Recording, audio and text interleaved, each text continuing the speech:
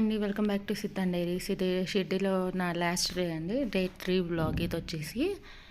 నేను ఈ రోజంతా ఎక్కడికి వెళ్ళలేదండి, షిర్డీలో లోకల్ టెంపుల్స్ అవి చూద్దామని ఉన్నా. మీకు కావాలంటే శని సింగనాపూర్ ప్లాన్ చేసుకోవచ్చు, అది హాఫ్ డే పడుతుంది. శని సింగనాపూర్ వెళ్ళాలంటే షేర్డ్ క్యాబ్స్ ఉంటాయండి, పర్ పర్సన్ వచ్చేసి 200 or 150 తీసుకుంటారు. నేనైతే ఇక్కడ ఈవినింగ్ దర్శనానికి అయితే వచ్చేసానండి. దర్శనం టైంలో ఇక్కడ ఆరతి జరుగుతుందని చెప్పి పక్కనే ఉన్న పాల్కి పార్క్ అయితే బాబుని తీసుకొని వచ్చేసాను.